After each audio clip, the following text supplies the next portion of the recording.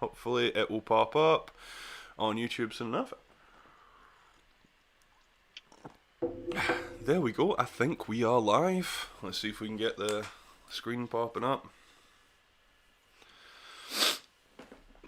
So, live, 5 seconds. Excellent. The Succ is back. Just wait for me to get some picture on the go. Excellent. Right, cool.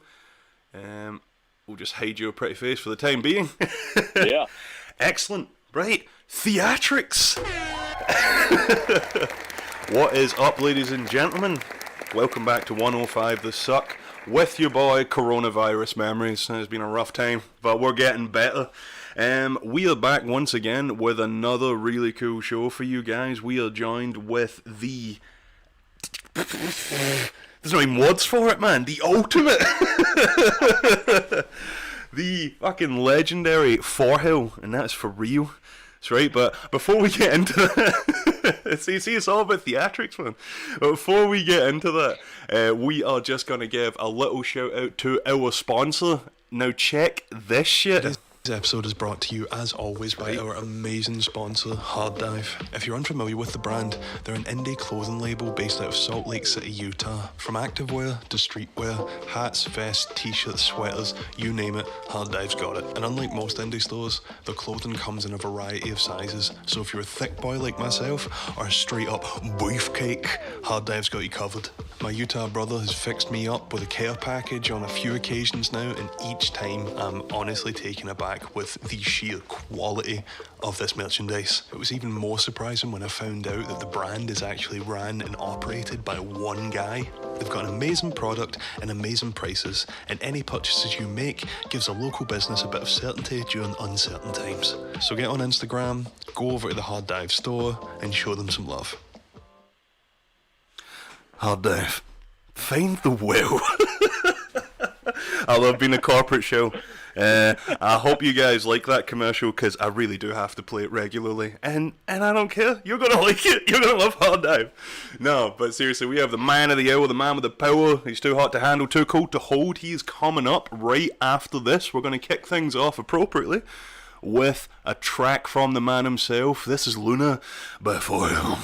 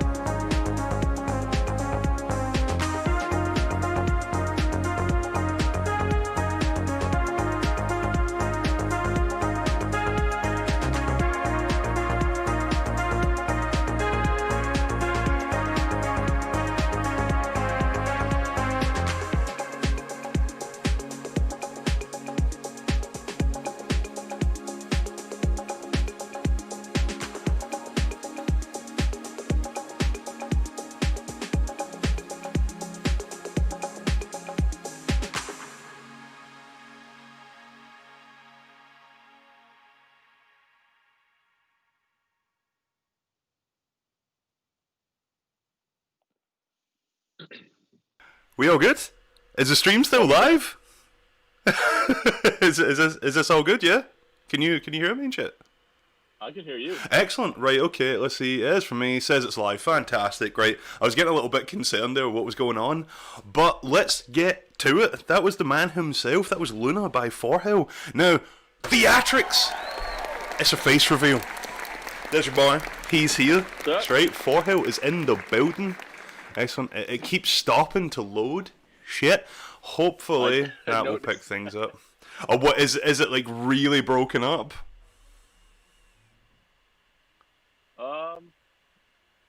Yeah. I mean, the audio's fine. Right, okay. Fuck it. That's all that matters. But that's what counts, right? That's right.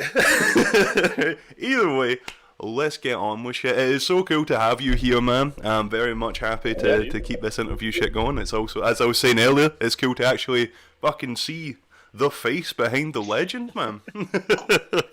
I hear you. So, how is it going for you there over in Boston? It's good. I mean, it's good. It's cold. I don't love that. So just chilling though. New year. It's still working. Still, I don't know, same old shit. I feel like every day's the same since this COVID shit. So humble, so modest there. That's right. A man is such high value, man. Oof. How was COVID? It was pretty shit. As you can imagine. Yeah, it was pretty awful. Like, just so fatigued constantly. Yeah. Like, you honestly, you can close your eyes at any moment and just go to sleep. Bollocks, man. I'm glad that it's finally like kind of on the up and up, but I'm still not even 100% just as of yet. But really? That shit will pass. But me aside, sound effects. Me aside, we're not here to talk about me. We're here to talk about you, my man. And as I said, just got a couple questions, man. Obviously, we can take it at our own pace. But one of the things I've actually been genuinely so curious ever since I've seen it. Where does the name come from, man? What is Forhill? Fucking, I don't know. Dude, I was like, I put like one song on SoundCloud, and then I changed the name of my SoundCloud page like daily. Just like nothing. I didn't like anything, and I could search for, and there wasn't an artist on Spotify with that, and there wasn't like many things popping up for it, so it wouldn't get buried. At least it would be searchable. Mm-hmm. And like, Forhill was what was there when like I think like Allison reposted some of my stuff, and I started getting a little bit of traction. Like I guess that's it. I guess that's the one I land on. Do you know? It's actually it's quite funny you should say that because I'm fairly certain Ben said something similar. It was more. I'm sure that he had like a like sort of small influence where the name came from, but mostly it was just it was available. So he searched for it, wasn't taken. I think it's an underrated reason for picking an artist name is that no one else picked it yet. So, oh shit, right. Sorry to interrupt you here, man, but I'm just getting like a lot of fucking comments here saying that apparently like the audio was good, but the video was really laggy. But it wouldn't be the Succ if it was maximum quality. So it's the audio. That's the important thing. Think of it as a screensaver. Nice little screensaver. We have the best intentions here on the Succ, but the interview is probably the most important thing. So if you can deal with it, we can deal with you. Anyway, yeah. Another thing that I just wanted to ask you, man. It was just like, I know you said just there that it's like you've changed your name on multiple occasions. Do you have any other aliases, or do you plan on having any other aliases? I don't at the moment. I've kind of been thinking about it as, eventually you make the same kind of stuff enough, you kind of want to experiment a bit. So I've been doing that a little more, but I wouldn't say anything's been coming out of it enough that's different enough that it wouldn't fit under this the Forhill umbrella. I guess. So I'm open to it. It may happen this year. There may be a little side project at some point. You need another outlet at a certain point. a little gap in the market there, man. Like exactly. But how long is it that you've been producing for, man? I bought Ableton like January of 2017. So what's that, like 4 years now? Are you fucking kidding? That's not fair, man. 4 years? Jesus. Yeah, so it's like I fucked around with it for a couple months back in 2010.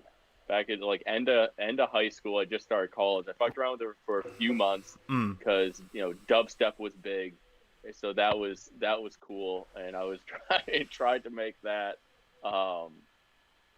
And then I just school took over. I kind of just dropped music entirely for the duration of college, really. So 2017, it was like I finished grad school, and it's like I got a lot of free time coming up, so I better figure out a way to fill that time. So that's kind of how it all started up again.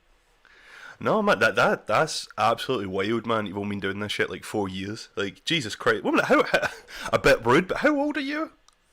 I just turned 29. That's not fair, man. I've been doing this shit like 10 years, man. I can't even produce half the shit you've done. Right, that side. Right, it's a sad moment. Sad applause. Sad sound effects. But no, man, that's remarkable. It's like, I find that shit like so bizarre, especially like some of the newer names that are emerging within the genre, and like you hear it's just like, oh yeah, I'm like 17, 18 years old and I've been doing this for 6 months, and you're like, what? What do you mean? I know. There's like, I don't know. You want to think it's such a weird thing. I played guitar and shit in growing up since I was like, I don't know, however old you are in like 6th grade or whatever. And I remember even by high school, I was at the point where it was just like, I'm too old to ever like, you start reading about even these bands, you're like something like fucking Led Zeppelin and shit. Like, some of these guys are like 22 when they're on top of the world, and like, how the fuck did you do that? It's like when I was a teenager, man, I could not organize anything. I couldn't even tell you what I wanted to do, what I liked.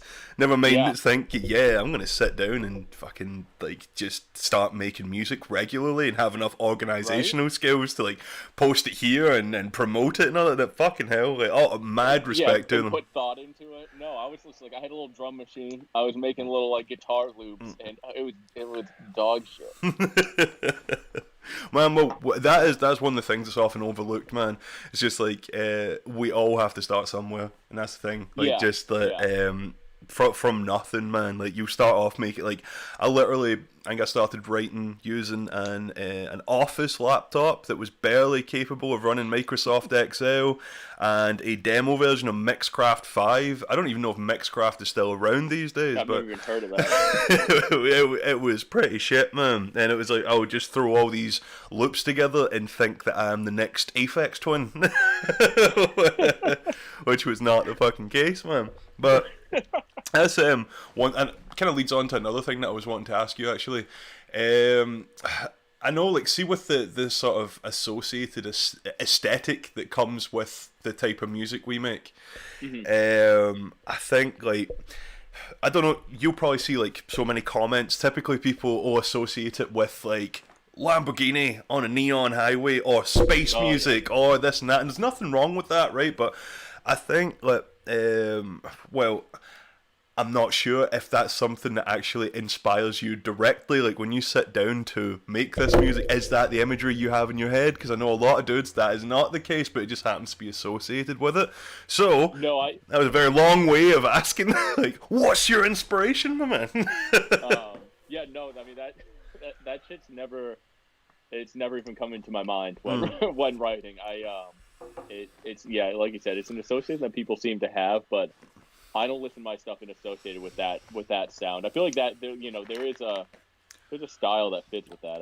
I've never thought mine really matches. I don't know what my inspiration is, honestly. It's always something different, and it's usually really just the music I'm listening to at the time. Pulling inspiration from that more than anything, and just trying to hone in on a vibe that I'm just like, I'm feeling.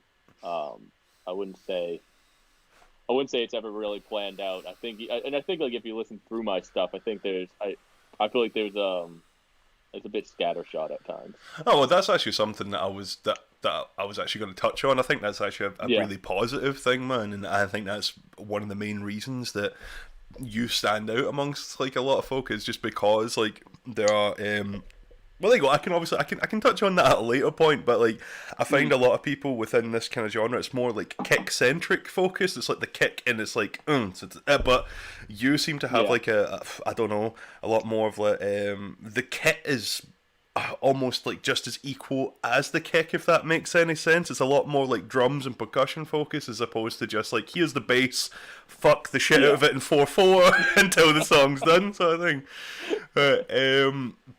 But yeah, so when it comes to like your influences, like influence rather, or just how you get creative. I know you just said there, like it's typically to do with what you're listening to at the time. So, like, say for example, you're sitting down at the studio. Are you like a sort of visual worker? Do you have something that's going on in your head? Or is it purely just you've been listening to stuff, you're feeling that general vibe, and you want to lay down something similar?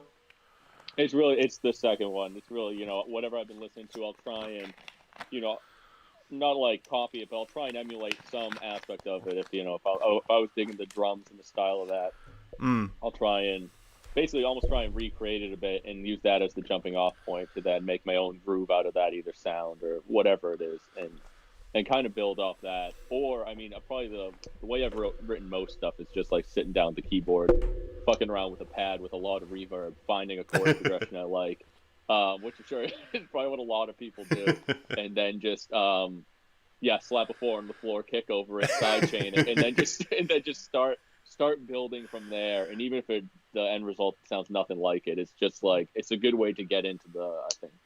Yeah, like it reminds me of actually like a quote from Mac DeMarco. There's this really cool performance that he does for Le Blogotech, where he's just walking through a park in Canada, and I'm sure it's either at the very start or at the end. He says it's just like what is it? I was a big fan of, what is it? There She Goes by the Laws. Like the Laws, There She Goes. He was like, I really like that song. I decided I wanted a song like that, so I wrote my own song. It doesn't sound anything like that, but now I have my own song. And I think that's so true. Sometimes you can hear something, you're like, oh man, I want to write that. You sit down and try and like get into that vibe, and before you know it, you've got something completely different, but it came from that sort of source of inspiration. Yeah, for sure. That's how so much of my stuff comes about. Like, it's funny. On that note, what was I gonna say? Yeah, as you said, man, like you're from Boston. Have you always been from Boston? Yeah, I have. I grew up like 20 minutes outside the city. So I've always been around here. So born, raised in Boston. So like, is that something that factors in to like how much does your environment factor into the way that you make music, if at all? Oh, that's a good one. I don't know. I think the winter. I feel like our winters, our seasons, like and mainly the winter one, is probably what's influenced, or at least gotten me the most into music. I feel like winter. I mean, there's not a lot to do. I don't ski or snowboard, so winter's just a cold, dark time outside. So I feel like that's when I usually dig the most into music, and especially like. That's when I probably put the most time into writing and learning about all this shit. So in a way it influences it, but not like, I wouldn't say it influences the songs or something directly. Yeah. So it's more just like winter, it's time to hibernate and then keep myself occupied sort of thing. Yeah, pretty much. Listen to 6 albums in a day and not go outside. No, it's like the reason that I mentioned that is like I was saying something similar to Ben the last time when he was on the show. And it kind of comes from a conversation that Tom and I had a while ago about how, I don't know, they go, me and Tom were from the UK, he's from Essex in England, and I'm up here in Glasgow, and we just found it quite funny, like just how, I don't know, obviously having like a UK, the contrast between a UK sound and the US sound, and it's quite interesting that both of them kind of I don't know, like for example, you think of hotel pools, you see the palm tree. Yeah, that's like, there you go, it's associated with that sort of dusky weather, that US, Miami, blah, blah, blah, blah, that sound, but being from the US, like, he is in fact closer to that actual environment. However, me and Tom, we're over here and we're trying to write something with that sort of inspiration in mind. So it's like you're trying to like capture that warmth, that I don't know, that sound that would typically be associated with, say, the palm tree, you know. And I just think that's quite interesting. Just like, obviously we're both trying to go for the same outcome, but we all end up with kind of different sounds, completely different things. Yeah, I know. That is interesting because Ben's from like Portland, which it isn't even like palm tree country, but it's, I don't know, there's a vibe to that I think most people can appreciate. It's a unique, like that LA kind of vibe. Exactly, man. Like that sort of like I don't know, fantastical sort of view of America as opposed to like the reality. Like that sort of like it's all palm trees and fucking and warm weather and surfing. Exactly. Like you watch like a like an early night like a skate video and on Venice Beach, and it's like it's that aesthetic. That's pretty much nailed it. Sound effect for that. That is it. No, man, but I just like, I think that's always like a really sort of interesting thing to talk about, and something that I kind of want to keep asking artists as well, just about their environment, like just because like I think it's crazy just how much it can change. Like for example, the shit that I make, it's like I'm from like the one of the most fucking working class areas of Glasgow, like Govan. It's like no one has heard of Govan, right? And I think it was the last time it was actually famous was during fucking World War II when we made ships. Since then, it's just like unemployment capital of fucking UK. God. Like there's nothing there. But meanwhile, it's just like, oh, there you go. You put out a track, and it's like, oh yeah, man, Lamborghini on a neon highway. You're like, I don't even think we have roads here. It just does not compute. Our roads are made of drugs and despair. It's just so far from my reality. It's just not something I can pull from. Can't go out into the Countach and then go down to the store. That's it, man. Hop in the Countach and then fucking drive on down to the job centre to file for unemployment.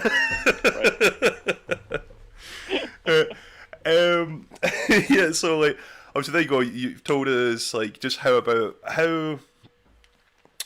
inspires you, what makes you sit down at the desk, what you're going for, but one of the things that I wanted to touch on was, do you have like a sort of creative routine, if you know what I mean? Like, so, for example, I like to make sure, like, I don't know, the studio or the house, like, it's all sort of clean, tidy. I know I don't have to, like, I don't have to do any chores. I don't have any worries. I sit down, it's like I've got a coffee, make sure everything's all laid out, and it's like, there we go, I'm in my element. Like, sort of like your the creative routine, like what triggers your drive? When do you think, like, what, let's say, there you go, that's a better example. If you had block, what would you do to make sure, like, next time you sit down, right, I've got a better chance at getting some results here? Definitely kind of like what you said. Like the room needs to be like tidy. I can't have anything like on my plate for later that day. It's got to be like, I need a good chunk of time that's just kind of like, I got 4 hours where I got nothing to do, and then it's dinner. It's nothing important, because otherwise that just hangs in the background. So I feel like that's like the biggest thing for me, and that usually ends up being like Saturday morning, like wake up, get ready for the day, and then just sit down and chill for a while. And I feel like that's my biggest thing. I've never been someone who can just like, even if I have a project ongoing, just like pop in it for 30 minutes, tinker around, and then bounce out. Like I feel like I need it's a commitment. Chunk of, I really need. I feel bad. Like my, I'll say to my girlfriend like, oh, I just want to go, fix this one thing on a mix, yada yada. I'll be free in like an hour, and then 2 hours passes, and she's like, how's that go? It's like I just get so lost in it when I allow myself to. No wonder though, man. Like there are so many elements of like I don't know, I just love the sheer unadulterated tedium of production, I don't like digits, like nanoseconds, milliseconds, adjustment, fucking decibels up and down, frequency. I know. And you're like, you show it to your friends, they're just like, this is the most uninteresting thing I have ever heard, but you're like, no, you don't understand, this compressor's different to the other one. Yeah, you're like, no, if I shift the hi-hat track 5 milliseconds early, don't you feel that? I'm like, no, but it's there. Trust me. Oh, it changed everything. I feel attacked by what you just said. So true. You ever had that where it's like you turn to a friend and you're like, right, here's what it sounded like, and like, okay. Yeah. Then you're like, and now listen to this, and you can just see the face where they're like, I hear no difference, but I'm going to be like, yeah, yo, that's it, man. I see what you did there. Yeah, I know. It really is. It's like it's kind of an obsession with bullshit details that are like, I don't know, mostly going to go under, like, not underappreciated, but just unnoticed, completely unnoticed. You know, I'll like friends of mine will like recommend a song to me, and I'll like I'll point out like exactly why the song isn't, like, I'm not totally vibing with the song. And he's like, oh, I feel like you could just say you don't like it. Like, no, I need to know why I don't like it. Yeah. You know, and it could be something so fucking small. Yeah, like 5 milliseconds of latency. And it's like, as soon as you do that, you're like, oh, you feel that groove, man? Oh, there it is. That swing. Oh, yeah, it's in the pocket now. Now we're vibing. Oh shit, just punched the microphone. But yeah, man, sorry, actually, one last thing that I want to ask you, and then we will take another little break. We'll get another one of your tracks on, man, and then we can come back and ask you some more. But one of the things I just wanted to go ahead and ask you is, do you do this? Do you make music full time now? Is this your main source of employment, or are you also working? I am. Yeah, no. So it's not my full-time gig. I'd love to be able to just hunker down every day and spend 8 hours working on some stuff. But no, I work full time. I'm a mechanical engineer. So. Oh shit, man! That's some big brain energy. Yeah. Sound effect. Did I lose you? Maybe an air horn for that as well. I lost your audio. Have you? Oh, now you're back. Oh shit! I think it was the rapid sound effects that I was throwing about. Yeah, that'll do it. Yeah, not like a mechanical engineer. Jesus Christ, man! Like, you've got it made in the shade, regardless.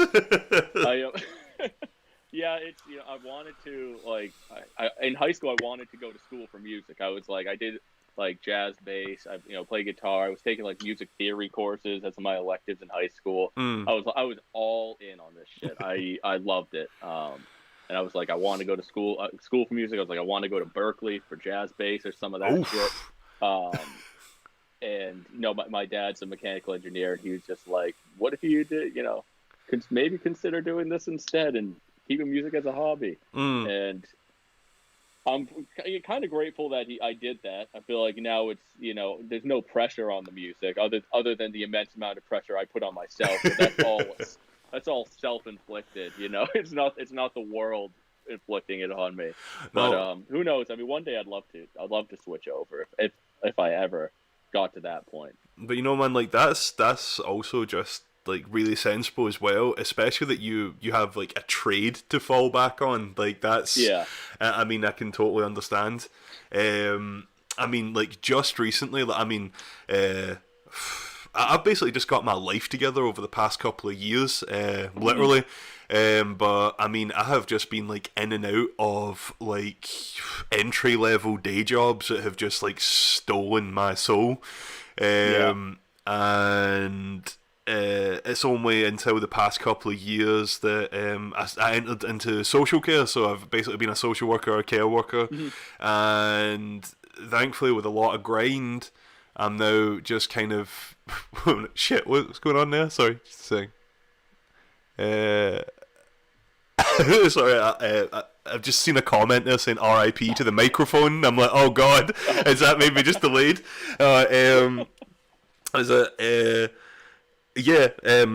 So I just entered into social care, but lately, just from a lot of work, I've gotten to a point where I'm now making more money from music than I am Yeah. Work, so much so that I've managed to cut back on my day job, but Nice.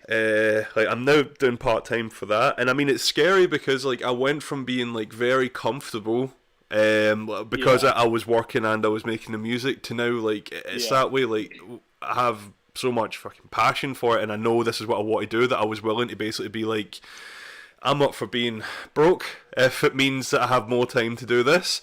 And Yeah. I For sure. mean, it's scary shit, because it's like you need to make it.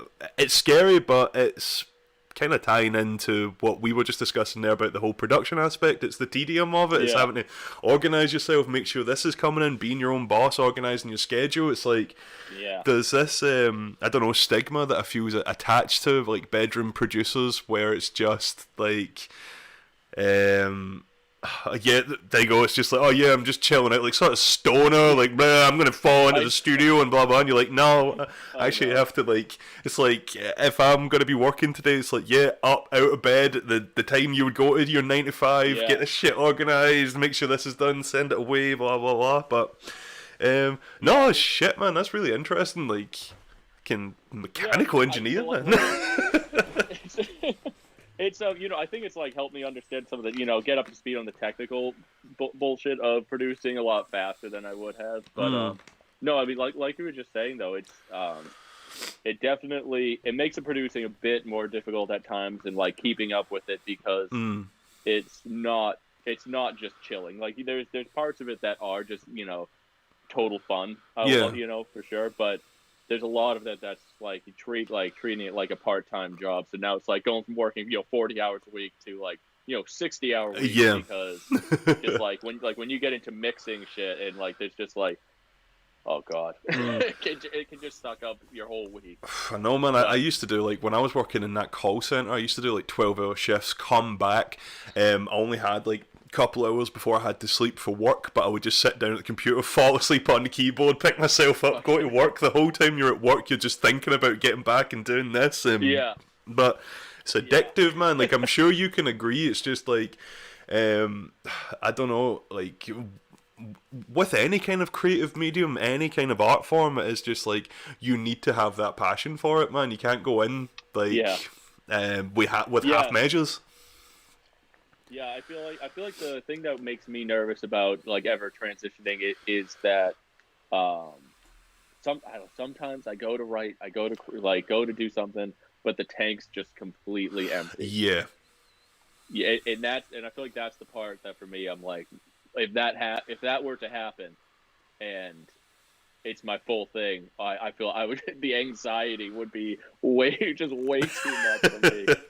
It's brutal, man. But that aside, man, I think I've been talking to you for a while. I'll let you get a drink or whatever. We'll take another little break, and we'll get another one of your tracks on.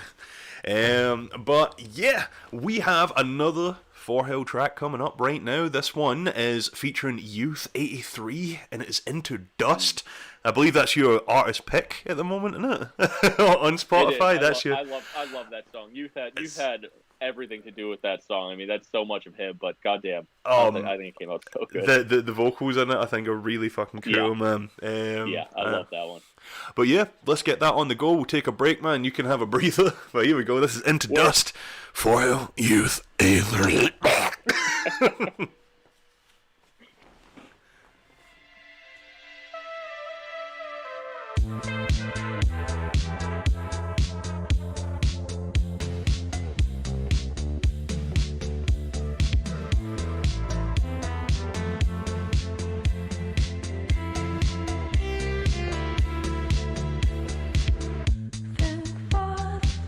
First time I'm gonna hide behind these walls.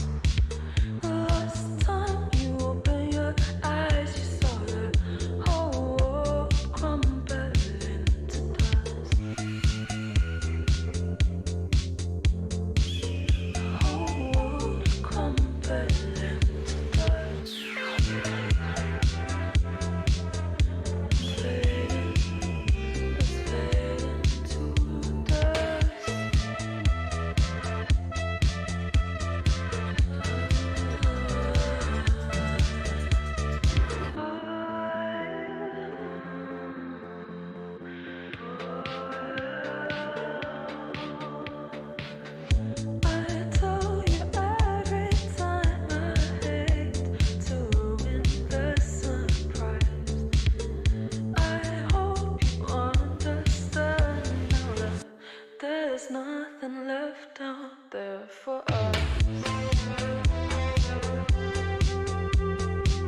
There's nothing left out there for us. It's fading to dust.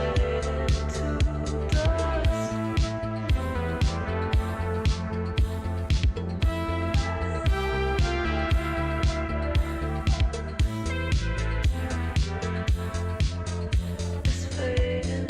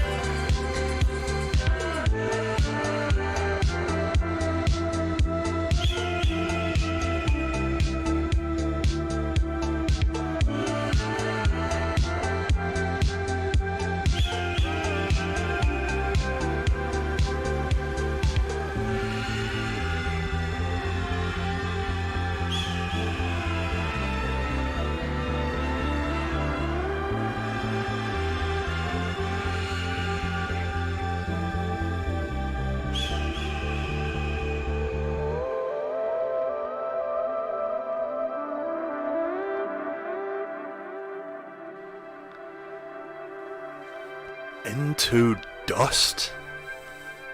Youth 83. Forhill. Fantastic track. There is nothing out there left for us. Couldn't have said it any better, man. Beautiful haunting track in uncertain times. But yeah, we are now joined by Forhill and a cat. Beautiful. And the cat. But yeah, guys, for those of you just tuning in, welcome to 105 The Succ with your boy Memorex Memories. As always, let's get ready to suck it. That's the catchphrase. Let's get ready to suck it. If only you could hear these sound effects to accompany that catchphrase, you would love it.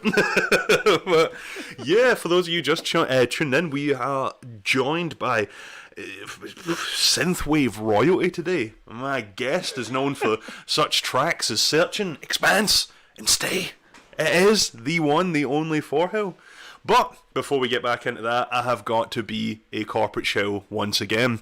And shout out our sponsor, Hard Dive. We got a little commercial we want to roll here. But before we go ahead and do that, I just want to let you guys know, I do apologise about the technical difficulties. It has been a little bit all over the place. I think I've actually had to open up my bedroom door to let the Wi-Fi in.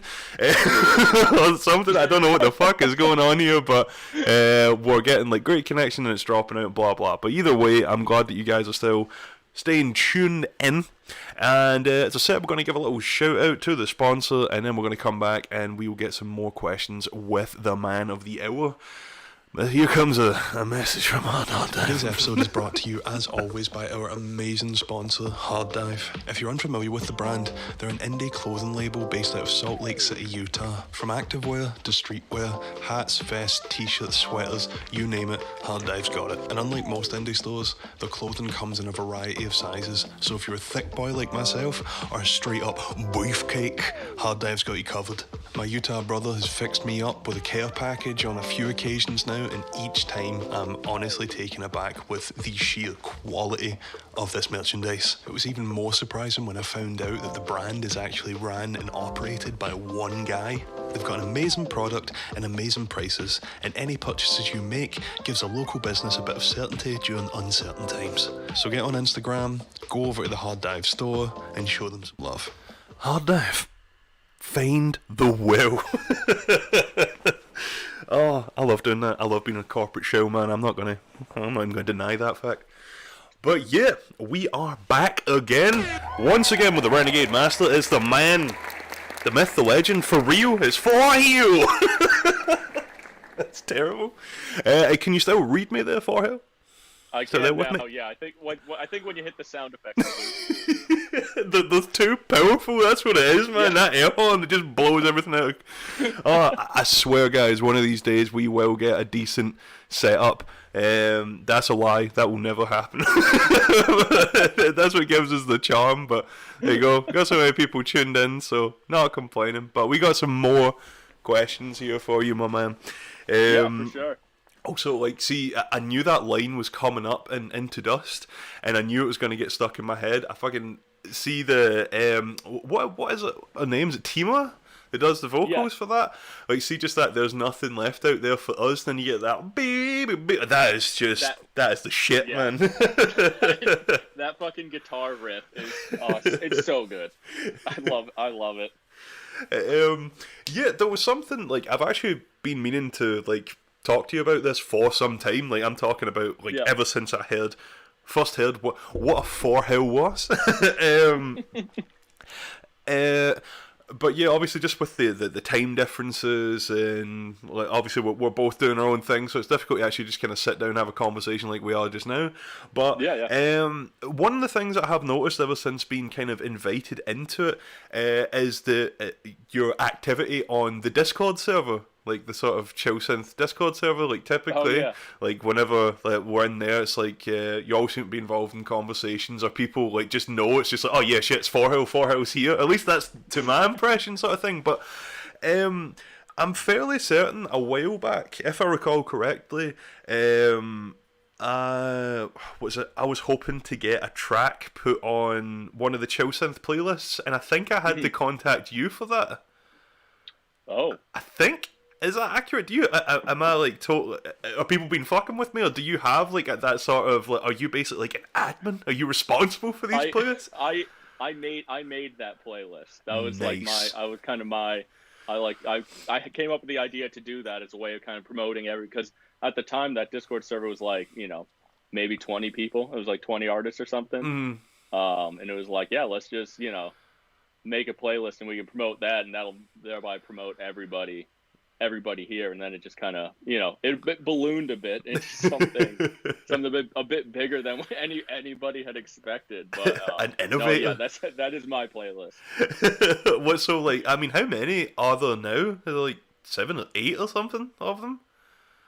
7 or 8 what playlists? Like I'm sure like the chill synth like playlist, I'm sure like there's been regular updates since then. I'm sure it's up to like chill synth 8 or chill synth 9 or something like that. There's the I know there's the SoundCloud ones that Admo's been doing. He kind of took the reins on that. I don't know who's doing them now. It may still be him. But you have created this entity and it's just taken off on its own, man. Like shifted responsibility. It's a brand. We got a brand now. So by that definition, does that mean like did you first coin the term chill synth? No, we all like kind of talked about I forget why it came up. I think we just needed a name for the Discord server. Yeah. Like it was I feel like it, and then like I feel like as it grew, as the whole thing kind of grew, I feel like people have coined the music as chill synth, but which it kind of, I mean, the reason we picked it for the server name was that it describes, the sound without being overly specific. Yeah. So I guess it kind of fits, but yeah, it was really just the name for the server so that like, whatever small number of us producers could kind of just like all talk and swap demos and shit. And then it, you know what it became. I mean, like, it is pretty fucking crazy the fact that it started from that, like, they go in Discord to now being picked up by, like, the new retro wave and having a full article on this subgenre, and you're like, how did this happen, man? I know, it's like, it's kind of fucking crazy, the whole thing. I mean, I was just like, God, I mean, I remember I heard this stuff. I heard like Emil's stuff and Audling. I heard both like those two guys, and I was like, oh, that's, because I was fucking around with music for like a year at that point. Really just making whatever, one day I'd try and be Burial. The other day I'd try and, make some like Ross from Friends shit. Yeah. It's all trash. But when I heard like, it was Emil's Mega. That was like the first thing I heard that in this general sound. And I was like, I gotta figure out how the fuck to do that. Yeah. Like, it's actually, sorry, I was kind of taken aback there because I think other than Tom, you're the only person I've ever heard reference Ross from Friends. I was like, I fucking love Really? Ross from Friends, man. Like, Oh, dude. that dude is the shit. Like, Oh, fucking A. That's what kind of got me back into, like, maybe I'll try producing music or something again, was I got way the fuck into lo-fi house. Like, he had just started dropping stuff on, like, Lobster Theremin, and I got way into that shit. And that was kind of my initial goal, was like, I'm gonna make lo-fi house music. yeah. Like, but, sorry, since we've just kind of actually touched on that, it was something that you mentioned there, where you said it's like you heard Odlin and Emil's stuff, and that kind of got you into it. That's kind of tied into something that I was asking Ben last time he was on here. And did you read the new wave, the new retro wave article on Chill Synth? I did, yeah. Yeah, which is like. What I wanted to ask you there, just because you said, obviously you heard Odlin, you heard Emil, and that was very similar for myself. Like, Odlin like, was a huge inspiration for me, as was Ben. But I feel that article is a little biased in the fact that it just kind of paints everyone that is involved in this scene as just like, without Home, this would not have happened. It's like, that is the be-all, end-all, when I'm like, the song was pretty good, but I'm like... I never wanted to be Randy. I wanted to be Boards of Canada, if I'm being honest. Yeah, I 100% agree. I feel like it distills it a bit too much into everyone wants to be Resonance, which I feel like there's a lot of people who do, but like that definitely wasn't the case for me. I hadn't even heard Resonance at that point, or any Home stuff. Like I heard it was Emil and then Odling, and I was like, fuck, this is cool. And then Allison just started putting stuff out, and like then I discovered Home. But I never, like, the guys honestly the guys I wanted to emulate were Emil, Odling, and Allison. Not Home wasn't like in the, I love his stuff, but it wasn't in that equation of like, I gotta make this kind of music. No, that's actually that's fucking cool to hear, man. Because I was really similar in that. It's like, don't get me wrong, I loved Resonance, I loved that track, but for me, it wasn't necessarily the sounds that were in it. It was, I always, my number one influence all time will be Boards of Canada, and then from Boards of Canada, a friend introduced me to Comtrue's. I loved Comtrue's style, but obviously it's like, I don't know, like, I liked traditional synthwave, like, if we're talking Lamborghini Highway, blah blah, right? I like traditional synthwave, but it can be, at least to me, just my opinion, but like, it can be a little hokey sometimes. It's like, I don't want, I like some of the 80s sounds, but sometimes I don't really want to listen to the Scarface soundtrack on steroids, you know what I mean? It's like, I kind of want to ease back a little bit, but I loved Boards of Canada, loved their entire sound. I loved Comtrue's, and I liked that he somehow blended a bit of Boards of Canada's sounds into this new thing. But then hearing Resonance, it just kind of, like, it opened my eyes in the way where you're like, oh shit, you could combine these two sounds from these influential artists, but then structure it around like this 4/4, and you've still got like this 80s nostalgic influence, but it's driving and it's a little bit more. That's what Resonance done for me. But it was like, I don't know, like, I mean, nothing but respect for the guy. I mean, he deserves everything that he's got, but I was just reading that, I was just kind of a little bit like undervaluing like some of the other artists involved in the scene. I agree. I think I mean, I had the similar thoughts about, I guess, Resonance as a thing. Was that I think for me it was the simplicity of the whole song, like the structure and everything. It's not complicated, but it's good, and I feel like that got me too, because my biggest influence were like Tycho, and you listen to the Tycho stuff, you're like, what the fuck? So being able to like bring it back down to earth and like still capture that feeling, it's like, oh, okay, like you can do it. But yeah, I agree. I think the article didn't give enough credit to some of the other guys who took it from just, from a sound of one song and really like, and started to expand on. I feel like that's when the whole foundation of the sound was really kind of found itself, I guess. Yeah, man. To me, Like, in my opinion. because I'm sure, like, I've spoken to Ben, I've spoken to Tom, and now I'm speaking to. I keep forgetting. For our viewers, I've been speaking to Odlin, I've been speaking to Hotel Pools. Now I'm going to speak to Forhill, right? And was it like on a scale of 1 to 10, or just whatever, right? Well, first of all, do you still get on almost any track that you put out? Do you at least get one comment on there? Sounds like Resonance? Yep. Yeah. Excellent. Yeah. Of course. When I stop getting that singular comment, I'll know that I've failed. I'm done, and then the project's over.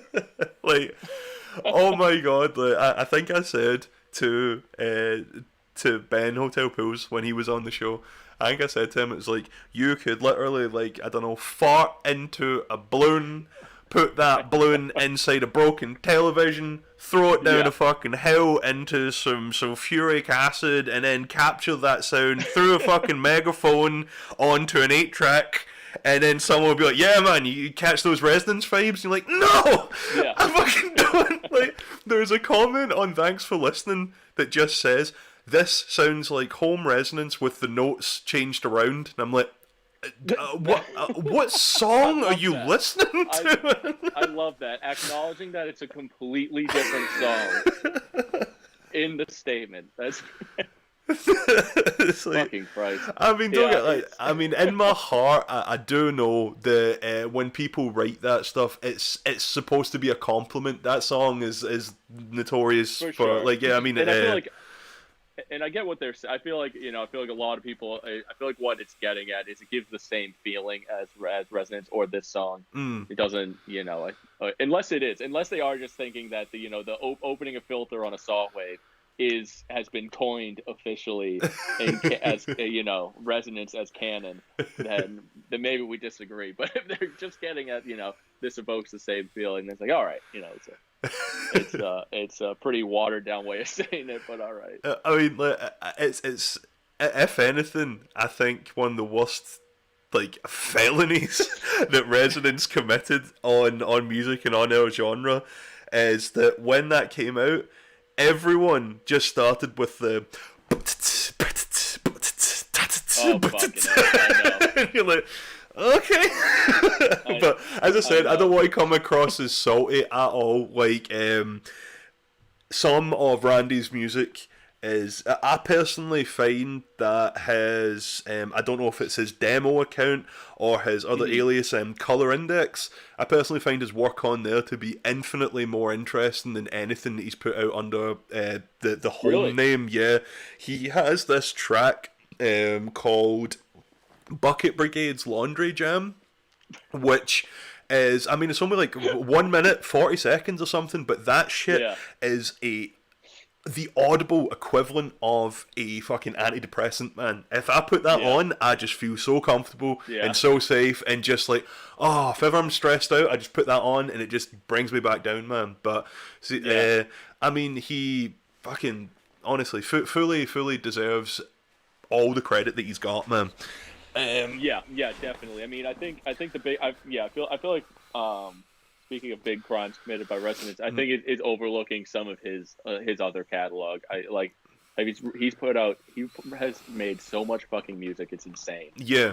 And I feel like I think his experimental stuff is actually the most interesting. Yeah, man. I think it's the most unique. It stands out. Like, you could pinpoint one of his songs out of a lineup of anything. Especially when you get deeper into it. Someone in the comment section, Kyle Lynn, just said this stream sounds like home resonance. There we go, we're good. Exactly. No, I fully hear you there, man. I mean, if I was to say my favourite track by Home, it would be Twisted Light. I love that track. Is fucking beautiful, man. And then you've got like I mean, there are so many good ones that I think are just kind of over. That's everyone is now just chiming in with the home resonance comments. There we go. But there you go. So obviously we can steer away from that. And one of the things that I wanted to ask you, because like I just want to ask like anyone kind of associated with this genre is, can you tell us how you became involved with Electronic Gems?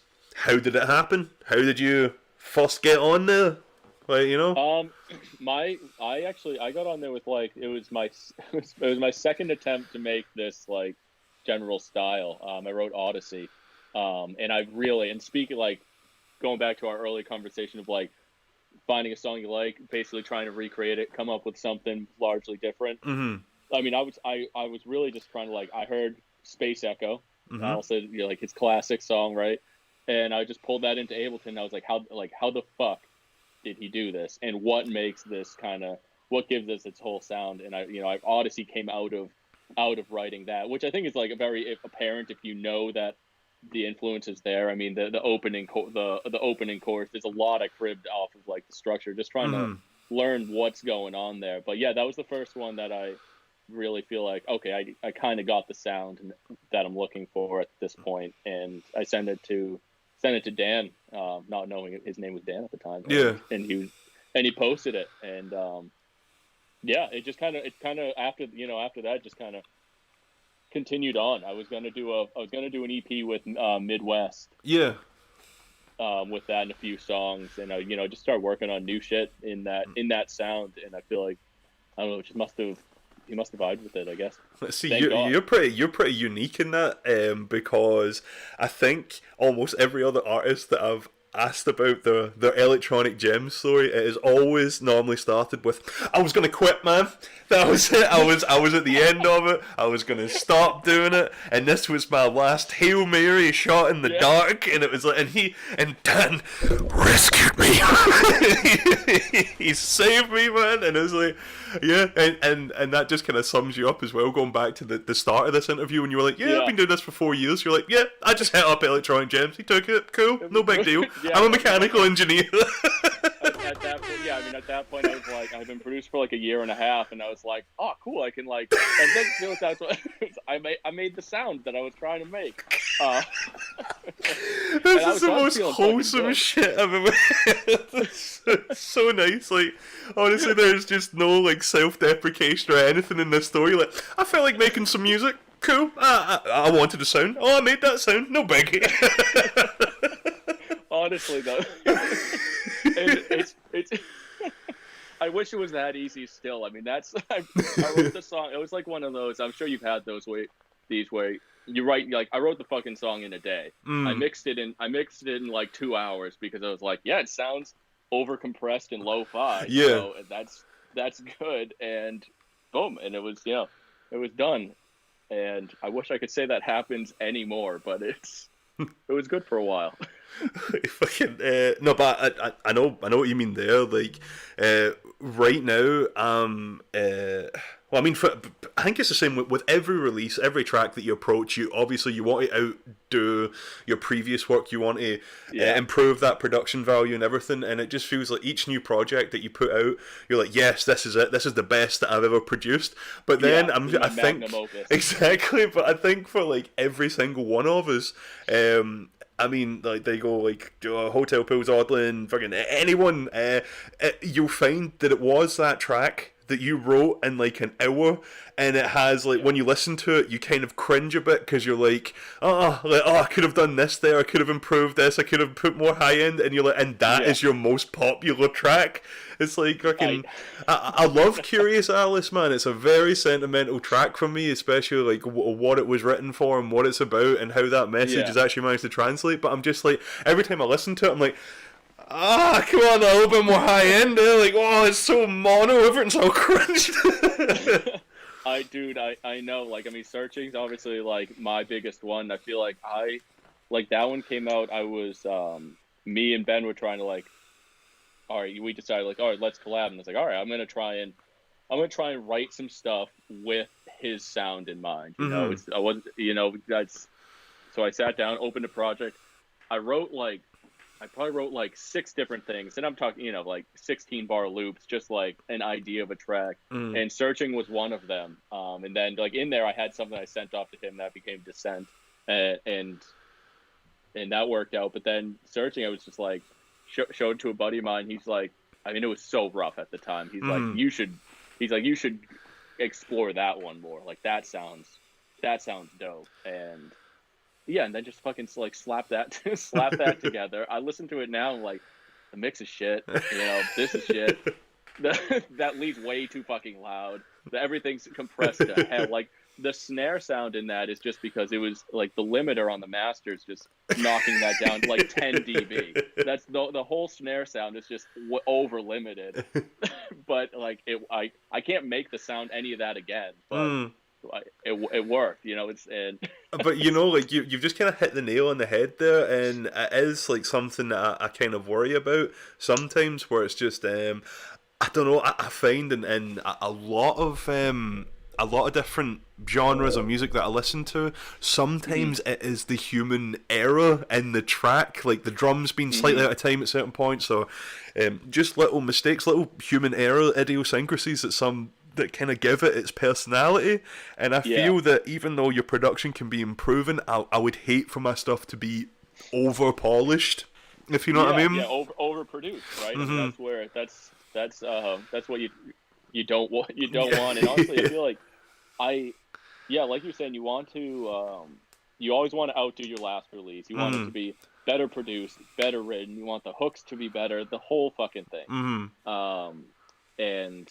And I can put a lot of pressure on writing new material, and like bringing a demo from like just an idea to I'm gonna finish this out to be, you know, this is gonna be a releasable track. Like raising that threshold has its ups and downs, but I feel like lately I've been, like you said, I listened to OK Computer for the first time. Like I've heard a few songs from it before. I've never listened to the album, and I've never listened to an entire Radiohead album.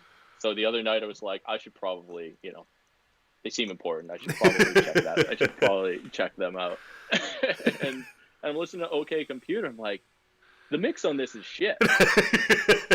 It's like, this is like, the guitars are harsh. Like this fucking lead's coming in like panned hard left, wicked harsh in the ear. Like, but the songs are good. And honestly, this is a classic album. Yeah. And it was just like, it's occasionally I'll hear something like that. You know, Neon Indian, very similar. It's like, these are like highly regarded albums in their genres and yada yada, but like you can listen to them, you're like, there's technical imperfections all over these things. Like, why am I just like a bedroom producer, like pushing myself so hard? Like, no, it's got to be perfect. I'm gonna, you know, bounce 20 different versions of this mix just to get the, you know, the low end of the snare right, when it's like, it doesn't matter. Yeah, I mean, because I mean, like, especially if you look at artists like, I don't know, My Bloody Valentine, or like even like see some of the classic sort of 80s no wave groups that were around, and it's just like, there's all this like harsh noise, and it's like every like, I don't know, every track in the mix is feeling almost like it's struggling to be heard, but that in itself is somewhat endearing. It's like, that is the style. It's like, it doesn't sound like fucking technically perfect, but in itself, because of what it's trying to do, it's like, you know, it sounds right, because I don't know, but I think it's entirely relevant, isn't it? Relevant to the mix, relevant to the project, and I don't know. Yeah, but the one thing that I just don't want, and I'll never get there, I know that for a fact, is when you listen to a lot of like, see, fucking modern EDM bullshit, man, and it's just like, I mean, don't get me wrong, I'm impressed that it's like you have a heavy kick, sub bass, like some mid sort of, I don't know, bypass lead over the bass. I mean, you've got all these elements, and it you can hear everything, and it is all so crisp and clean and laid out, and there's no bleed, no mud, no nothing, and it's all there, and you listen to it and you're like, this is the most lackluster sterile shit I've ever heard, man. It's like, it's a technical, some of these things, like, especially in that EDM space nowadays, like, a lot of that stuff is a technical achievement. It's so impressive, but it does nothing for me. I can't connect with it at all. I get like, there's no emotional response between me and that music, you know.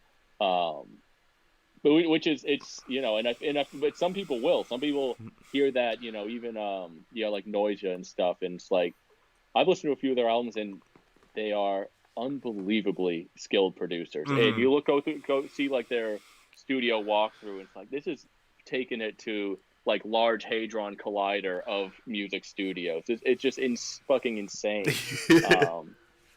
But like I feel like there needs to be an appreciation for that. In the music you're listening to it, you're like looking for all the sound effects, the sound design, that great mix, all that. It's like, it's like I suppose that's what I mean. If you were going to write a pop track, like something that you wanted to chart and radio play, you're going to go to those guys. You're not going to come to someone who offers like that little bit more character. But it just seems to be that shit all blends together after a while. I'm sure one of my workmates had on like a playlist of it, and there's only so many times you can hear like and then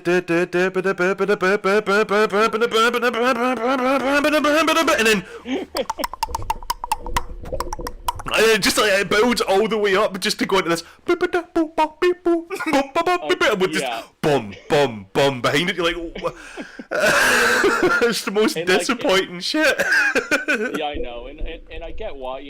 They're looking at there's the tension, the release, but it's very formula. Sometimes it gets very formulaic. And I hear you.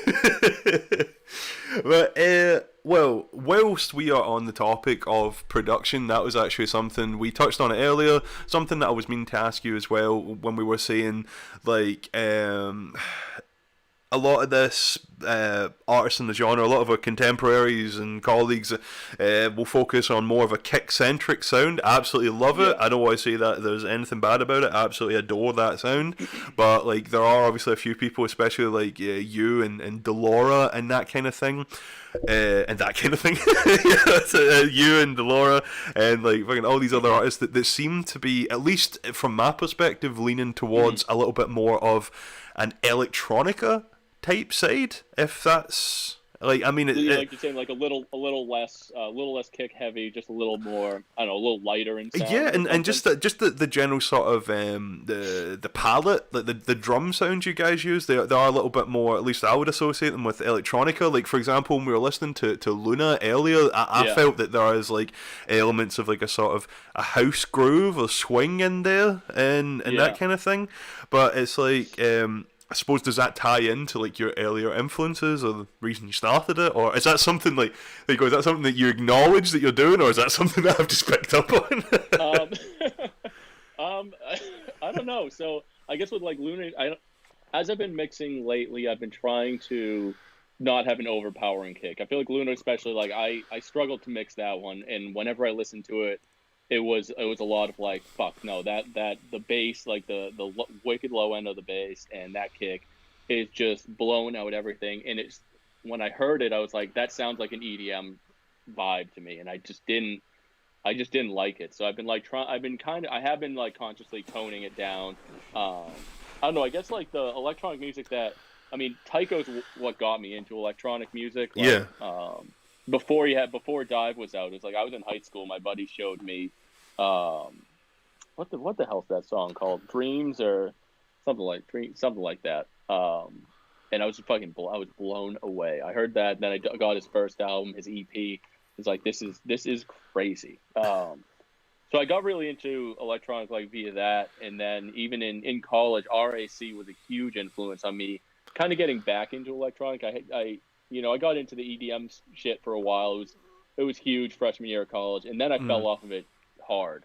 And then I discovered like RAC, and he kind of, he was doing remixes of stuff, but he really brought a full drum kit sound to it. Incorporated more hi-hats. It wasn't just like slamming kick with a little clap on top and a syncopated hi-hat. He really was incorporating that full kit, and I feel like it brings an energy to it that I think can sometimes be lacking. If you want to just like, if you have a kick heavy song, you don't have a lot of percussion, you're really just letting the ambience kind of pull you in. I love that, but I feel like lately I've just been wanting to kind of bring it all together a bit more. I guess, I don't know. It's like, listening to like I don't know, it's a track by Nina Simone that I've been listening to a lot recently. Like, it's called was it To Love Somebody? And one of the things that I love, and like that sort of, I know it's not Motown, but like but even then, if you go back to Motown, it exists there. It exists in a lot of like rock music, everything. But see, just the use of like these great full round the kick fills.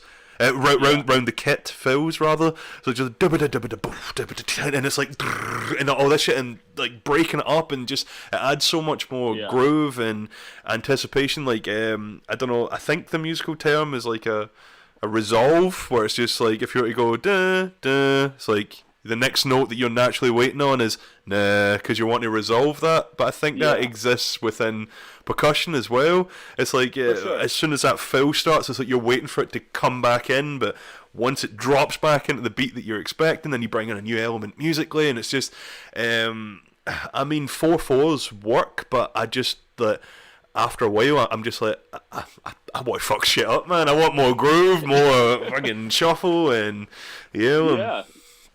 yeah, I feel like it's, you know, I don't know. I guess why limit yourself to just one kind of groove? Because I don't know. There's so much you can do with just a 4/4 kick, and that being the prominent element of the drums. I feel like it's like it would be like a limit, you know, not doing anything with a whole section of the keyboard. You know, there's the drum kit's a whole instrument. So why not try and pull in a bit more percussive elements? I guess, like you said, it can get more swing, gives you more options when it comes to doing fills, and transitioning to other sections. No, I don't know. That kind of also ties into something like I made a video very recently. I don't know. You may have seen it, where I made some comments on these output by arcade commercials that have been harassing me. I don't know, you've probably seen them on YouTube, they pop up and all that, right? And it was kind of misconstrued, right? Obviously, I said multiple times through it, it's like I may come across as salty, and to some degree I'm a little bit, right? But it was not, I'm not like sitting insulting that software, right? I'm not saying that, oh, if you use Output by Arcade or you use these plugins, it's just like that you're not a real musician, man. You can't write Freebird, all that shit. Like no, I wasn't saying. It was more the arrogance of these cunts in the commercial and how they sit there with this self-importance. Like, I mean, one of the adverts I touched on is like this bell end comes in and he's like, yo, if I had this software when I was 20, I would be a billionaire. And the first thing that popped into my head was, you've got it now, why are you not a billionaire? It's like, and also like that, it's like, oh yeah, if I had access to software that had pre-made loops by people who can actually create stuff, pre-made synth packs, never had to, like, they go, I would be a billionaire if someone else wrote the song and I pressed a key on the keyboard and put it all together. And then the reason that I mentioned that is there was two more that I wanted to include in that video that I couldn't find the video sources for them. I was looking for the commercials, they didn't pop up. One of them, shout out to Ben, he mentioned, have you seen that, what is his name, is it Kenny Beats? And he has this plugin called Sauce. Oh, is this like sausage fattener 2, basically? It's the most insulting thing, right? Not to, I mean, if I'm being honest, the actual beat that he uses in it is it's pretty cool, right? Yeah. But the whole basis on this, oh my god, it's actually angered me. The whole basis on this plugin is one click, song is done, right? And there is a setting on it, it says lo-fi, he clicks it, and then it just adds all this shit to it, right? But then he's like, oh yeah, there you go, it's perfect, it's done. And I was like, if you listen to that track, you have produced that and mixed it for fucking ages. There are so many elements, and it's like, see, people who are just learning how to do this, they should not be thinking it's like, oh yeah, if I buy this software and click one button, my music is going to sound fantastic. It's like, no. I think that's like fucking Christ. But the one that I wanted to bring up, right, I now have, I may make a second follow-up video and put it on this very YouTube channel, right? But fucking, it's the Unison MIDI chord pack. I thought you were gonna say. I thought you were gonna talk about the MIDI pack. I hate that. Oh Fuck. my god. Oh my god. There's this guy in there, and he's just like, he's sitting down, right? This English dude, and his mic is clipping on the fucking on a production commercial. His mic is so hot, right? And you see him, and he drags it across, and it's like, puts it together, lackluster trap beat, and he's like, there you go, 10 minutes, done. And they put up this thing, and it's like, oh yeah, you've got a hit, and you're like, 10 minutes? 10 minutes? Like, do you care about what you're doing? It's crazy because I feel like the conversation about like the devaluation of music has just been like, it's been in the conversation for like since streaming came about, and like now we're even gonna devalue like the process in like 10 minutes. You got a banger, 10 minutes, grab this pack, piece these fucking puzzle pieces together, and you got your next Billboard. Like, holy fuck. They're just both ends. Just nobody gives a shit about how this actually happened. It's like, I remember, like, and also, like, once again, I just want to clarify, I'm not shitting on anyone for using loops or for using this, but it's like, if you actually transform it and do something with it, that's cool. But I remember, like, when I first started, I was always against using loops, like, so drum loops or this or that or these sounds, because I'm like, if I start using these, then I will not be able to make it myself, and that's the whole point. I want to know how to program a drum machine, I want to know how to mix it, I want to know how to compress a kick drum, I want to know how to program a synth, so I stayed away from that. But there are some elements, admittedly, where a little loop might come in handy. But I honestly, I didn't like feel comfortable using loops until like earlier in 2020 was the first time I started writing stuff, and I was like, I have this shaker loop, and if I just like I'll chop it up, yada yada. It was like, it fits perfectly. Whereas before, I would definitely like get a one hit, I'd program the fucking MIDI, and it would just and I realized, like, you know, for certain things, why? Like, why not just? I definitely I wasn't against people using them, but I was like, like you said, I want to just like. I want to do it. I want to do all this shit. But like, there's certain things. If you want a couple bongo hits in your song, like, are you gonna go record a fucking bongo, or do you just like chop up a bongo loop, reverse some bits, do whatever you want? But like you said, transforming it, making it fit. You're not building a song. I'm not building a song out of just complete unimaginative loops. Because like, I wouldn't feel fulfilled. I would finish that and I wouldn't show it to anybody. I didn't do anything. I'd feel like a fucking. But imagine like sitting down at your computer, right? You have I mean, that's the worst thing. You've just paid like X amount of money for your digital audio workstation, for your DAW. Imagine like you sit down, you pull out a mouse and keyboard, and it's like, okay, so I'm going to load up Nexus or Massive or whatever. I'll click one of my many presets in there. Oh, here's Trap Sound 1. Cool. Right, I now have my airy, spacey, boo, beep, boo, boo. Right, okay, I don't want to program that. I'll go over to my MIDI pack. Let's add a lead in there. Okay, it's done now. Right, excellent. I'm now going to go to my other pack and get my Trap Beats Volume 56. Cool, drag that loop in. Excellent.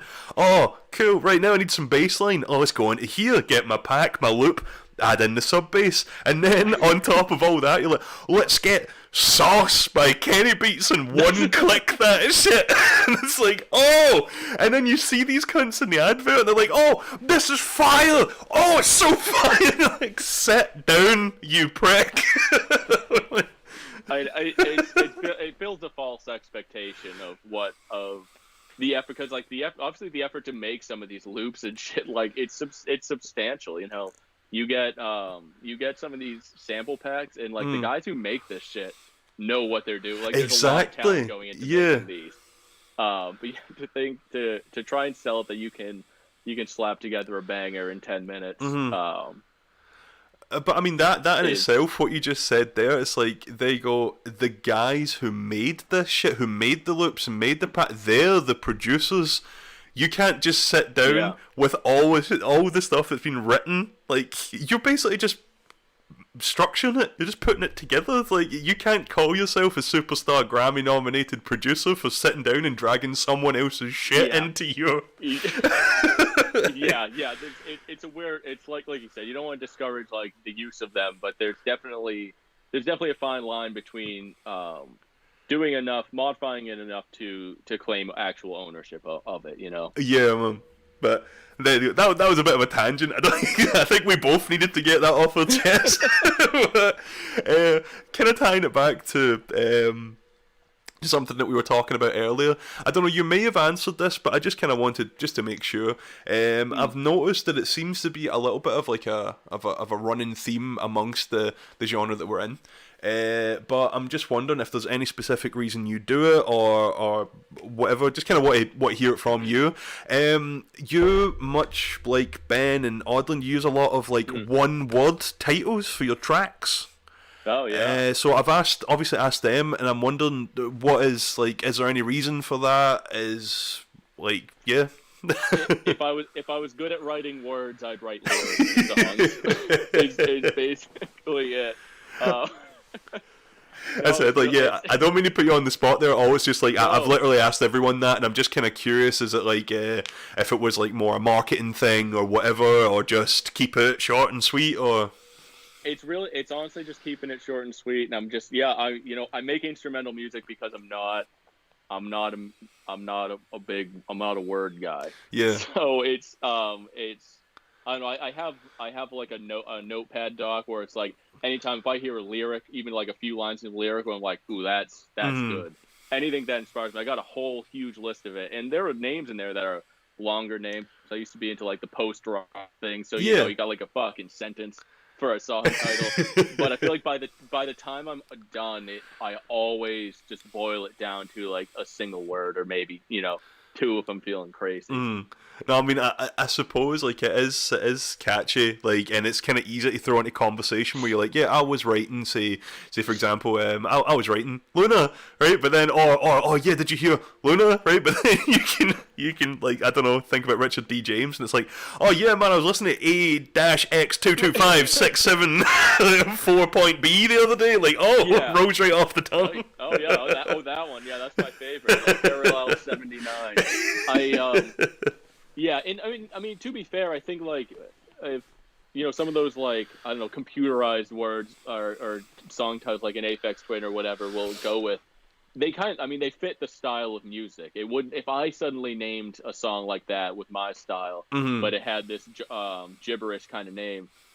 It would look like I made a mistake. Whereas I feel like with him with that sound, there's a lot of atonal. There's a lot of like computer like. There's some weird shit, and I feel like it all fits. But if he started like naming his stuff, beautiful names or whatever the fuck, it almost I don't know. A little bit jarring. yeah, exactly. So I don't know. I think it kind of fits. The downside is everyone's using the same fucking. I mean, even I came out with Luna. Hotel Pools and Alton came out with Lunar next week, and I think there was another Lunar I saw drop like a week later. So it's like there's. There's a limited pool of options, so eventually someone's going to have to bite the bullet and start adding a second word into this. I know, I think I remember, was it a while ago, when I released Pictures of Purple Skies on Electronic Gems, and it was like a week or so later, Alison released Pink Cloud Days, and I was like, what? Like, what's going on here? Yeah. Is this a stab in the dark? Is it a shots being fired, or is this just a coincidence?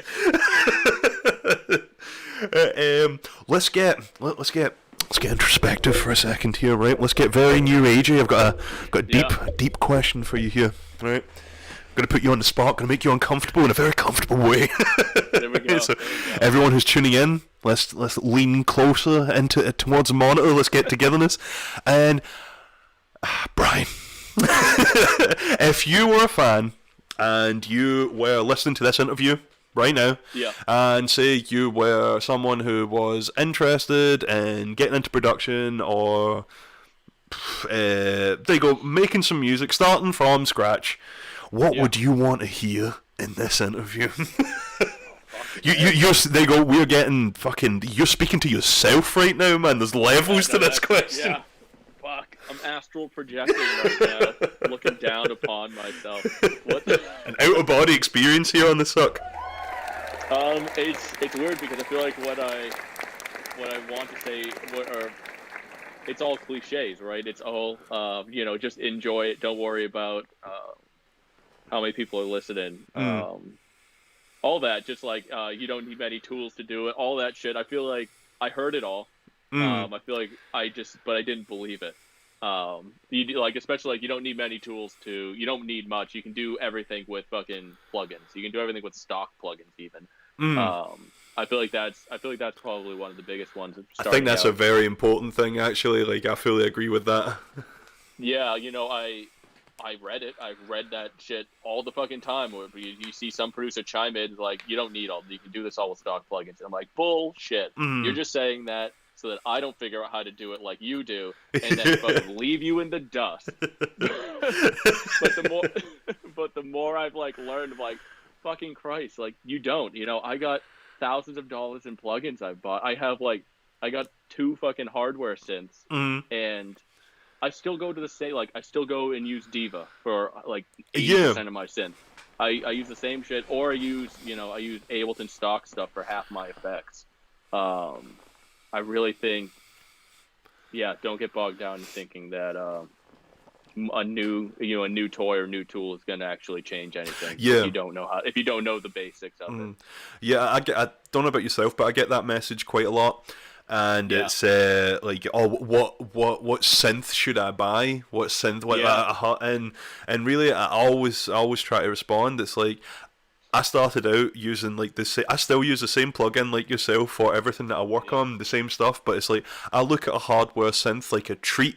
So it's just like, there you go, I've done all this, I know what I can make. But then it's like, there you go, I made my first bit of money from record sales. It was like, I'm going to buy myself a synthesizer that I've always wanted, and then it's there, and I get to look at it because it's pretty and use it every now and again. But it's like, and it's fun to use. I've definitely seen even comments on my stuff where it's like, damn, you must use a lot of like hardware synths. Like, you couldn't sound like, nothing's going to sound this fucking warm without like vintage synths. Like, nah, dude, like, this is all plugins. Like, this is all the same plugins, and even like the lo-fi sound. I mean, like, bringing back like just like looking for one plugin that gives you a lo-fi sound is like kind of robbing yourself of the knowledge of what makes something sound lo-fi. If that's what you're going for, it's not just putting a low pass filter on everything. Excuse me, I think you mean sauce. Put some sauce on it. Sorry, yes, sauce. Trying to get the sauce on everything. Like, learn the ingredients. Drench it in that sauce. Drench it and then drench it. Yeah, and then over fucking do it. No, man, but that is really cool. Like, and no matter how many people come on here, no matter how many interviews we do, I always feel that is a very valid question. And even if they say the same things, like, because I mean, everyone who I've asked this has said that, but I can't really emphasize that enough. I think that's what always needs to be said. It's like, you don't need high-end gear, you don't need this, you don't. It's like, you just, if you've got the passion for it, sit down, take your time.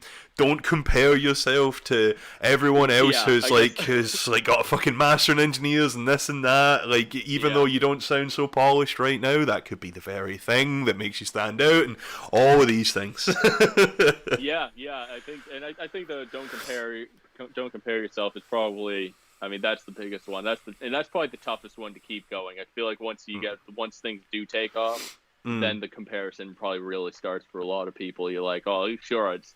I mean, I get it. It happens to me. I know I've talked to other guys, like Crozy and everyone, who it happens. It happens to everyone. I think you look at things are going great for me right now, but it could be better. Yeah, and that robs you of a lot of the enjoyment of it. Yeah, man, like, just like fucking drink it in, enjoy it, like, stay in the moment. Remember, like, but I remember, like, as I've said before, and I think as everyone kind of knows, it's like me, Odlin, and Ben, we are kind of like, we've got like an agony aunt type relationship because we're so insecure. Whenever any of us are feeling down, it's just like, go to the group chat and be like, guys, tell me I'm pretty, right? But it was actually like Ben, Hotel Pools. He really like sorted me out like one time, and it was just so nice to hear. And it's very simple. It may sound like nothing to you guys, but it was just something that you're like, wow, that, that's kind of what I need to hear, because it's like I don't know. I look at Ben and I see like what he's got, and obviously like I mean he's doing this full time, and it's like he's supporting his family, and he's got a fucking mortgage and this, and I'm like, wow, man, that's the dream in my eyes. Even though like I know he'll say like, I still struggle and do this and all that, but it's like, oh, the fact that you have that, right? Anyway, that aside, but I always used to look at his work and I would see like, I don't know, consistent discography, all these neat one-word titles, these album arts, this and that, like all of his merchandise. He is very like, it comes across like, damn, you had a plan, a vision for this project, and it's like and you're executing on it. Yeah, this sort of uniformity, man, and like it's like I do that. Like I'll look at his stuff and think the exact same thing. Like fuck, like he had a plan. I can't even with no fucking plan. Like the first project I happened to start releasing just happens to take off. Like I wasn't ready for it. Like I wish it was the second project, so I could have been like, ready to go, have a vision and stick to it. But yeah, well, like I know. I mean, if you scroll to the bottom of my Spotify, you will see artwork on there that was literally bounced one night on a whim, and I designed it on MX. Macromedia Fireworks 2004 because there you go.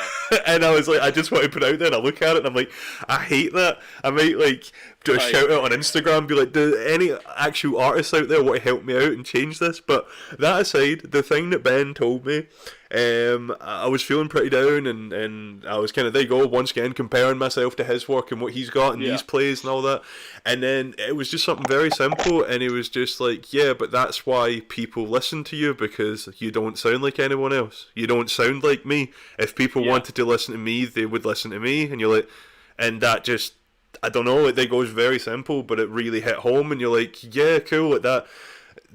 The reason that they go, you have any kind of following, whatever, is because you must sound different from someone else who's associated. And I was like, yeah, fuck that. That was really relieving to hear. Yeah, true. I mean, that's a good point. Cause, I mean, like what we were saying, you start so many songs. You start off with, I want to make a song in this style, like this person, like this one they did. It comes out sounding completely different. It may still sound good, but you're like, but I wanted that. Like somehow I wanted to recreate their song, but it be completely mine. But I wanted it to also just be that song. I wanted to just put my name on it, and I made that, you know? Well, Brian, that is now possible with the Unison chord pack and some sauce. Sauce in the mini pack. Right, okay, so I have got like one last question for you. Sure. We can take a little break, we'll listen to another one of your tracks, and then we can, for the next couple of minutes, we can get some questions from the viewers, and then we can head out. But last question that I have for you is, obviously, fucking your name is kind of synonymous with the music that we make. Like a lot of people like Forhill, so I want to know, who is your favourite artist on the scene? One of the up and comers, man. If you can think of that. Who do you think deserves hype? Can I give you a few? Can I list a few that I feel like are like underrated? Yeah, go for it, man. I can't name a favorite. I feel like that's all the other ones. I feel like so lately. I mean, Vic, I think is still being slept on. I love working with him, and I feel like he's crafted his own thing, taking our like synth style and really bringing in like that almost like an indie rock sound to it. I've been listening to I have no idea how to say his name. Is it Foey? Foewi? Oh yeah. I'm still not sure how to say that either. I don't know how to say it, but I feel like whenever he comes out with something, I fucking love it. It's weird, and I don't know, he's got his own thing going. And he's definitely someone who's like, when he puts out a song, like he's doing things production wise, I'm like, I have no fucking clue how he gets some of these sounds. Yeah. And I really admire that. It stands out. Definitely being slept on. I got to say, like Youth 83. Yeah. Another one. I love everything the guy's been doing. And lately, Decisive Koala, love his stuff. Me and him are working on some things. Oh shit. I love what he's been doing. I feel like he just like dropped an album out of nowhere. That was when I first like basically heard of him. Yeah. I was like, what the fuck? too high of quality for me to have just been hearing about it. One of those. No man, like fucking, I totally agree, especially with Vic. That's fucking that guy's amazing, man. I know he's worked with Ben in the past as well. Also, I have just noticed that Ben is in the chat saying in all capitals, "I had no plan, I swear." So there's the answer. But no, like it's, once again, it's a segment that I always want to keep asking people as well, just because there are so many people that I feel are just waiting for that one little push.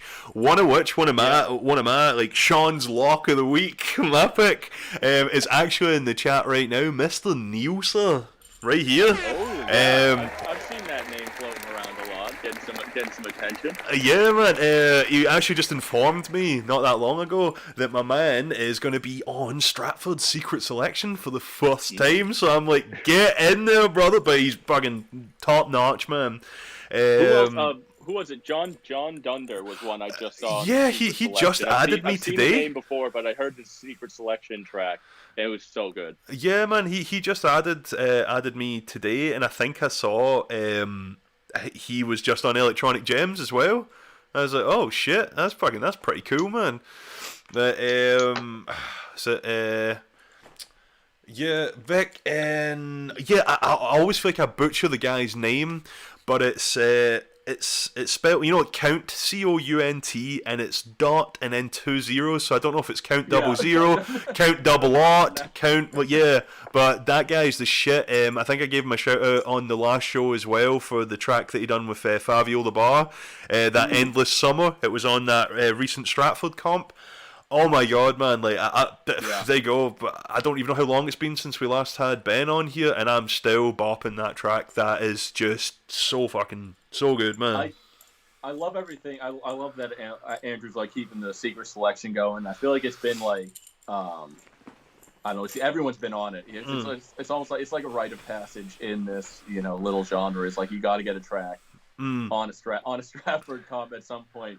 But it's been great. It's such a great way for, even for like me to find newer artists in this kind of scene. Because there's a lot of stuff coming. Like there's a lot of, when we started, it felt like it was an overcrowded space then, or a lot of people in it. But like by comparison, it was such a small scene at the time that's only grown bigger. So it's like, it's honestly hard to keep up.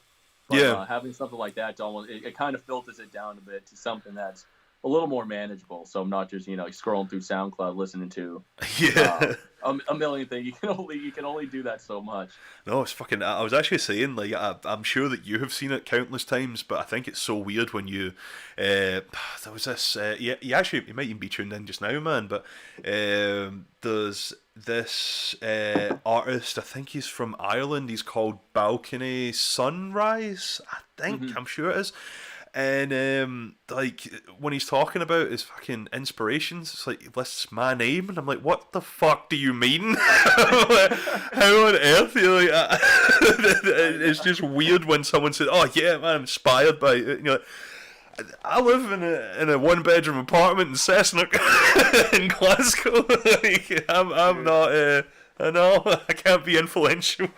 I know it's surreal.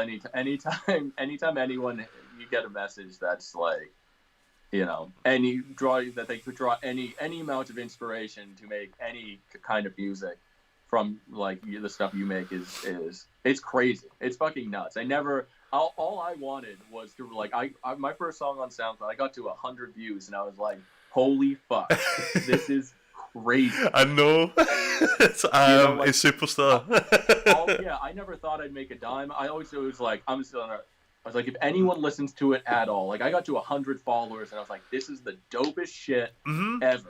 Which is why I live for that shit day to day, because it's like that was your goal at one point. So by that definition, you're excelling at anything that you've ever set for yourself every day. Is beautiful, man. Yeah. It's I don't know. It's not something that like you get over. I feel like it's just like it's surreal every time. To like take a step back and like think about like fucking I was just doing this shit for fun. and now like other people not only listen to it, but there are people who actually take inspiration. Like it pushes them to do something. It's crazy, and you kind of see how how that stuff translates. You can pull inspiration from like obscure bands from 20 years ago. Yeah. And you realize like if you told them that, they'd feel the same way. Yeah, man. I know it's fucking crazy. It seems to be like there's this like underlying root in this genre as well of like everyone just seems to be or have some kind of influence from Boards of Canada just because of these old like synth sounds that they use. And they're just like, oh yeah, like just artists like that as well, man. But yeah, there's a common thread with a lot of our influences for sure.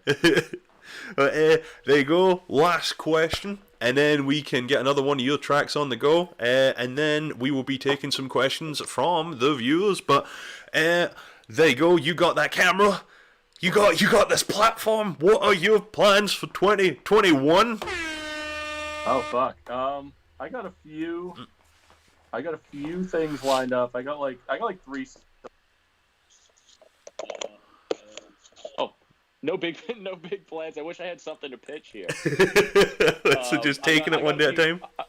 I got a few singles. I got a handful of collabs in the works. I feel like right now I have the most ongoing projects that I'm bouncing between that I ever have. So like I didn't release much last year. I feel like I was a little disappointed in my low output. So this year, my only goal is to just like start pumping out some more music and try and overthink it a little less. So I think, I don't know, I think there'll be a little more variety coming everyone's way this year. That's what we like to hear, man. Like if you're saying you've got the most projects you've ever been working on the go at once simultaneously, it sounds like 2021 is a good year for Forhill and a good year for all the viewers of the.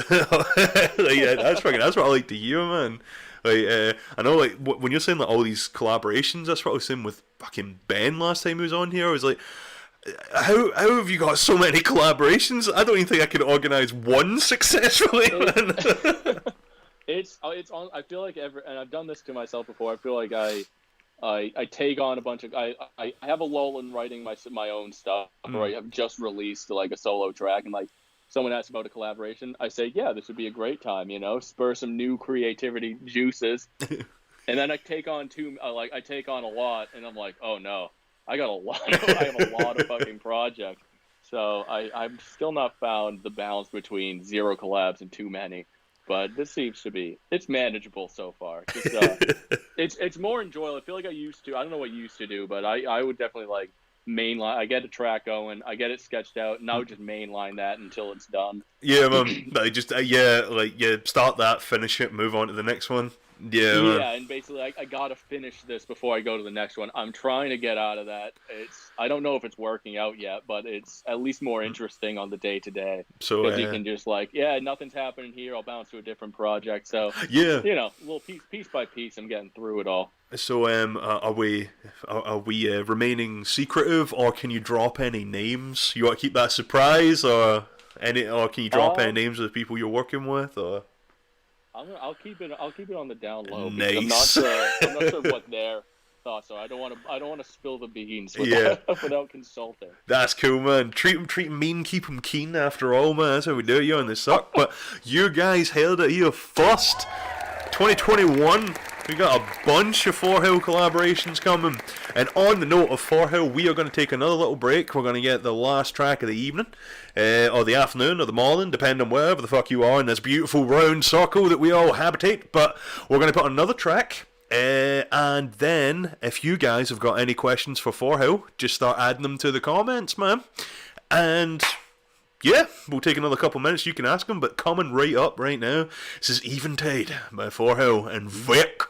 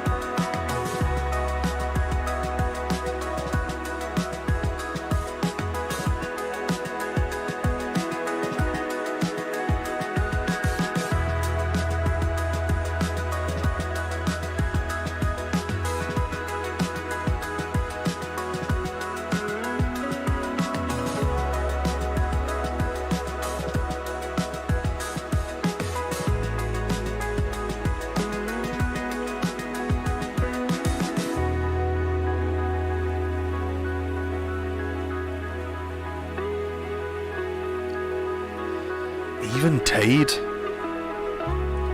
Forhill and Vic. Absolutely beautiful, man. That guitar work, those drums, those fills, that is exactly what I'm talking about, man. That was our last track of the stream. As I said, we've got a couple of minutes here. If you guys have got any questions that you want to ask our guest of honor, we really whap them in the comments, but we are going to have to be a corporate show for one last time. We're going to quickly just pop to another little ad by our sponsor, Hard Dive. Today's episode is brought to you, as always, by our amazing sponsor, Hard Dive. If you're unfamiliar with the brand, they're an indie clothing label based out of Salt Lake City, Utah. From activewear to streetwear, hats, vests, t-shirts, sweaters, you name it, Hard Dive's got it. And unlike most indie stores, their clothing comes in a variety of sizes. So if you're a thick boy like myself, or a straight up beefcake, Hard Dive's got you covered. My Utah brother has fixed me up with a care package on a few occasions now, and each time I'm honestly taken aback with the sheer quality of this merchandise. It was even more surprising when I found out that the brand is actually ran and operated by one guy. They've got an amazing product and amazing prices, and any purchases you make gives a local business a bit of certainty during uncertain times. So get on Instagram, go over to the Hard Dive store and show them. Hard Dive, find the will. No, but for real though, like a joke, I say in my corporate show and shit. At the end of the day, man, Hard Dive, just one dude. He is like fucking honestly just another independent artist, just selling some really good quality shit. And if you look for some clothes, man, go show him some love. But yeah, he's also I'm fairly certain he's ex-military as well, so that's pretty fucking rad, man. If you want some high octane clothing and support our troops, Hard Dive's of clothing for you. So we got a couple of minutes here. We do actually have some questions popping up in the chat, but we have a pretty cool one here from Nilsa himself for you, Forhill, and he's saying, let's say, do you have any problems with the internet? Do you have any problems with the internet distraction? And if so, how do you best manage your time and avoid distraction?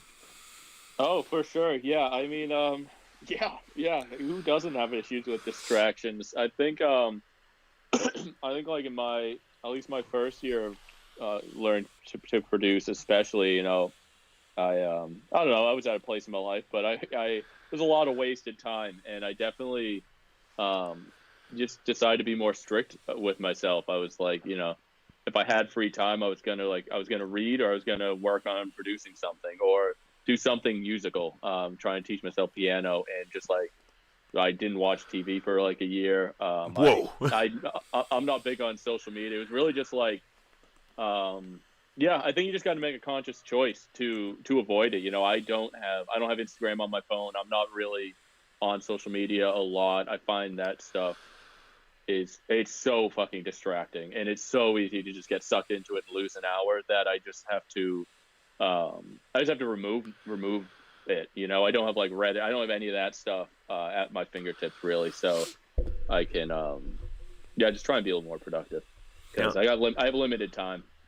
Yeah, well, that is admirable. Like, I think the most social media that I actually use is just Instagram, but that is mainly just for like advertising my shit. Mainly, like that's pretty much what it's for. But I mean, it's so easy to just start scrolling on like fucking on Reddit, and before you know it, you're like, what have I done with my time? I've just been reading absolute bullshit and lies. And it's I think it's just like you need to realize what's shit like that. You can leave you leave it, and you don't feel rewarded. You don't feel like, wow, that was an hour well spent. So just like recognizing that when you get nothing out of it, just stop doing it. It can be chill every once in a while, but I think that's all it is. Just a little discipline. Yeah, man. Using your time wisely. That's one of the things as well, man. I find about like a lot of social media is it can be very, very cynical sometimes, and I think, well, I say sometimes it is mainly cynicism, but like, yeah, exactly. But I think that can be really detrimental to someone who is, say, like struggling with that anxiety or this and that. Like, one of my biggest things is that I'm very outspoken on the topic of mental health, and one of the things that I really dislike about social media in particular is there are often a lot of like self-deprecating and very negative like memes and views on mental health. So for example, it's I don't know, based on the futility of looking for help